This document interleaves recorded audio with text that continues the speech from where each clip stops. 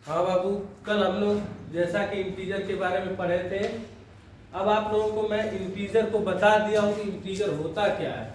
अब कुछ उसके प्रॉपर्टी है। जैसे कोई भी व्यक्ति होता है तो उसको पहले बताया जाता है कि ये है, ये रोहित है, या जो ये मोहित है, या ये कोई भी है, ऐसे बताया जाता है। उसके बाद उसके बारे में बताया जाता है कि ये फलाने पोस्ट पे है, ये अधिकारी है, ये कर्मचारी है। इस तरह से उनकी कुछ विशेषताएं होती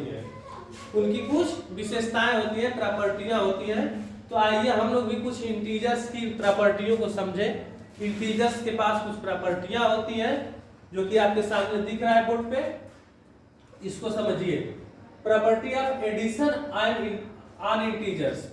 ये जो प्रॉपर्टियां हैं ये सब पे लागू होती है, एडिशन पे भी, सब्ट्रैक्शन पे भी, मल्टीप्लिकेशन पे भी एंड डिवीजन पे भी। तो कुछ प्रॉपर्टियां एडिशन पे लगती है, कुछ सब्ट्रैक्शन पे, कुछ मल्टीप्लिकेशन पे, कुछ डिवीजन पे। तो ये हम लोग क्रमशः पढ़ेंगे। आज हम लोग पढ़ेंगे क्या? Property of addition on integers. Integers के एडिशन की प्रॉपर्टियां। पहली प्रॉपर्टी होती है बेटा क्लोजर प्रॉपर्टी ऑफ एडिशन। इसमें क्या होता है, अगर दो इंटीजर का सम करें, तो तीसरा जो वैल्यू आती है, सम करने पर जो वैल्यू आती है वो भी क्या होता है? इंटीजर ही होता है। जैसे आपको बता दें, जैसे 3 भी इंटीजर है, 5 भी इंटीजर है, इन दोनों का हम सम करेंगे बाबू तो क्या आएगा? 8 आएगा, जो कि it is also an integer. ये भी क्या होगा? इंटीजर ही होगा। 3 - 8, जब इसको हम सॉल्व करेंगे तो हमने जैसा पहले बताया था, 8 रुपए कर्जे है, 3 रुपया दे दिए। तो दुकान पे जब 3 रुपया दिए तो अभी 5 रुपए और कर्जे रह गए, 5 रुपए और कर्जे रह गए। तो ये भी क्या होगा? ये भी इंटीजर होगा। Same as both are same, this is integer also. सभी क्या होंगे? इंटीजर्स होंगे। अब हम लोग आते हैं commutative law of addition. Commutative law of addition क्या है कि अगर हम दो इंटीजरों को सम करें एक सीक्वेंस में, अगर हम कहें कि a plus b that equal क्या होगा? b plus a। अगर हम 4 + 3 कहूं तो उसका इक्वल क्या होगा? 3 + 4 भी उसके इक्वल ही होगा। जैसे कि यहाँ पे मैं लिख रखा हूं -3 + 8 = 8 + -3। आगे ये समझ में आ गया होगा कम्यूटेटिव लॉ ऑफ एडिशन। अगर दो इंटीजर का सम करूं तो उसका नंबर जो है, नंबर ऑफ टर्म, जैसे a प्लस बी है equals to b plus a भी सेम होगा। ठीक है, आते हैं हम लोग 3rd नंबर पे, एसोसिएटिव लॉ ऑफ एडिशन। इसमें ये है बेटा, जब कभी दो इंटीजरों को एक ब्रैकेट में करके जोड़ा जाए और उसके बाहर तीसरा इंटीजर और रहे तो क्या होगा? वो किसके बराबर होगा? पहला ब्रैकेट के पहला वर्ड को बाहर कर देंगे और ब्रैकेट का एक वर्ड और तीसरा ये डिजिट एक में करेंगे, ये भी क्या होगा? बराबर होगा। जैसे मैं लिख रखा हूं -5 + -7 + 3 = -5। इसको मैंने अलग कर दिया और इन दोनों को एक में कर दिया। इन दोनों को देखिए एक में किया हूं। समझने की कोशिश करिएगा। कुछ दिक्कत ये भी है बेटा कि अभी मेरा चैनल जो है उतना फेमस नहीं हुआ है, इसलिए थोड़ा सा 2 वे कम्युनिकेशन नहीं हो पा रहा है। जैसे बच्चे लाइव अगर कुछ कमेंट करते हैं तो समझ में आता है कि बच्चों को क्या प्रॉब्लम है या कुछ बातें समझ में आती है। अब मैं शूट कर रहा हूं, बट जल्द ही आप लोगों के सामने लाइव आऊंगा। तो जब लाइव आऊंगा तो मैं पुनः इन चैप्टरों को एक बार फिर से पढ़ा दूंगा और उसमें कोई दिक्कत नहीं है। आगे देखिए, ये समझने की कोशिश करिए। जब कभी दो इंटीजरों का सम करते हैं और उसमें एक तीसरा इंटीजर जोड़ते हैं तो पहले इंटीजर को अलग और इन दोनों इंटीजर को, दूसरा प्लस तीसरा टर्म को एक में कर देंगे। ये बोथ सेम होंगे, ये क्या होंगे? इक्वल होंगे। आप लोगों को मैं करके दिखाता हूं। -5 + -7 that is -12 + 3 what will come? -9। After that सबसे पहले हम लोग ब्रैकेट को हल करते हैं तो -7 + 3 क्या आएगा? -4। ये आएगा -4। इसमें हमको ऐड करना है -5 को, तो ये क्या होगा? 5 + 4 -5 + -4 = -9। देखिए सेम आया, -9 इधर का भी, लेफ्ट हैंड साइड भी, राइट हैंड साइड भी, दोनों टर्म क्या है? माइनस है। बोथ साइड -9 आया, मतलब ये क्या है, ये एसोसिएटिव लॉ ऑफ एडिशन सही है, फॉलो करता है। इसके बाद बेटे आते हैं हम लोग, कुछ इनवर्स होते हैं, कुछ इनवर्स जैसे कि any integer then a plus 0 is equal to a and 0 plus a is equal to a also, then ये जो 0 होता है ना बेटा, इसको हम लोग बोलते हैं एडिटिव आइडेंटिटी। जैसे कोई अपना पहचान बनाता है, जैसे 0 का हम लोगों के मैथ में या इस सब्जेक्ट में बहुत अहम रोल है, लेकिन उसका पहचान बनाने के लिए जैसे हम कहें कि उसका कुछ वैल्यू तो नहीं होता है, लेकिन उसका महत्व तो बहुत है। महत्व जैसे 1 के आगे हम लगा दिए 3 जीरो, तो ये क्या हो जाएंगे, ये हो जाएंगे 1000। 1 के आगे अगर 5 जीरो लगा दिया तो ये हो जाएंगे लाख, 1 लाख। तो इसी तरह से इसको बोलते हैं एडिटिव आइडेंटिटी।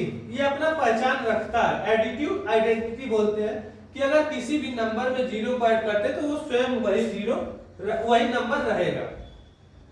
ये क्वेश्चन आता है कि 5 + 0 या 5 में क्या जोड़े कि वो खुद नंबर रहे, तो 0 जोड़ेंगे, क्योंकि इस तरह की क्वेश्चन देखा जाता है, बुकों में रहता है, वो आइडेंटिटी करके, एडिटिव आइडेंटिटी करके होता है। ठीक है, अब आता है बेटा सम ऑफ एन इंटीजर। अगर किसी इंटीजर में हम लोग उसके अपोजिट को जोड़े, किसी इंटीजर में उसके अपोजिट को जोड़े तो वो 0 देता है, तो वो क्या कहलाता है, वो कहलाता है एडिटिव इनवर्स। वो क्या कहलाता है, एडिटिव इनवर्स कहलाता है। ठीक है, जैसे 5 में -5 को जोड़ूं तो क्या आएगा, 0 आएगा। This is called additive inverse.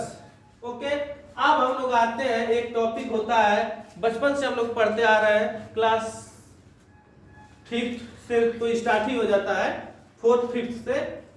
वो क्या है, सक्सेसर एंड प्रेडिसेसर। नहीं सॉरी, 2 में भी मैं देखा हूं, कुछ बुकों में 2 में भी है, कुछ बुकों में मैंने देखा है, 2 क्लास में भी है।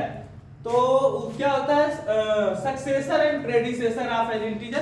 खैर 2 3rd में होल नंबर पे और नेचुरल नंबर पे, जैसा कि हम पिछले वीडियो में बता चुके हैं होल नंबर और नेचुरल नंबर के बारे में, आप लोगों पिछला वीडियो देख सकते हैं। तो हमारे ध्यान से उस वीडियो का थंबनेल होगा इंटीजर पार्ट 1। ठीक है, उस वीडियो में देखेंगे तो नेचुरल नंबर और होल नंबर को डिस्क्राइब किया हूं। उसके बाद हम लोग देखते हैं successor and predecessor of N integer. Integer का सक्सेसर और प्रेडिसेसर। बेटा इसमें थोड़ा सा देखने योग्य ये बातें होंगी, जैसे कि सक्सेसर, सक्सेसर का मतलब होता है,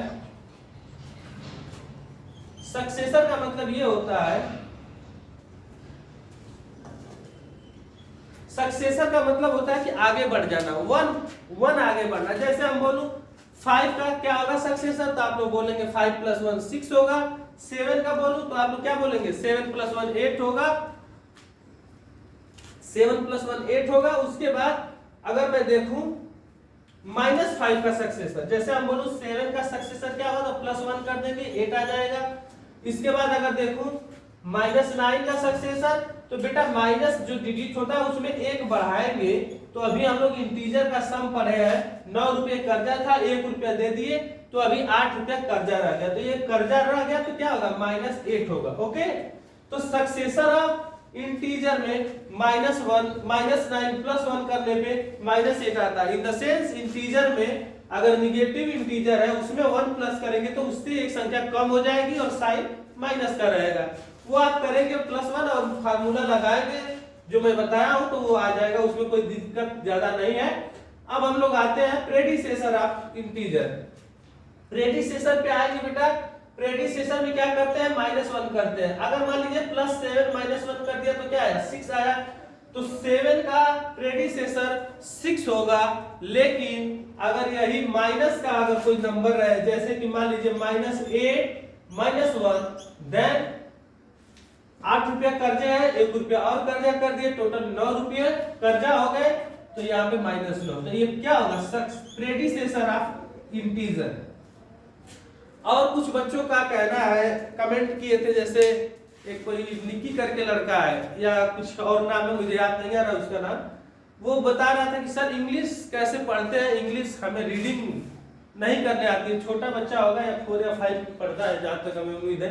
तो बेटा हम लोग जब पढ़ा करते थे अपने एकेडमिक स्कूलों में, तो उस समय बताया जाता था, जो टीचर हुआ करते थे हम लोगों को देते थे वर्ड मीनिंग लर्न करने के लिए, लेकिन याद नहीं होता था। तो सर बताए थे कि इंग्लिश को याद नहीं किया जाता, वर्ड मीनिंग को याद नहीं किया जाता है। वर्ड मीनिंग की ऐसी हैबिट, ऐसी टोन में उसको बोला जाता है कि वो अपने आप याद हो जाता है, अपने आप सब लर्न हो जाता है, अपने आप वो क्लियर हो जाता है कि नहीं ये व्यक्ति क्या बोलना चाह रहा है, क्या वर्ड है।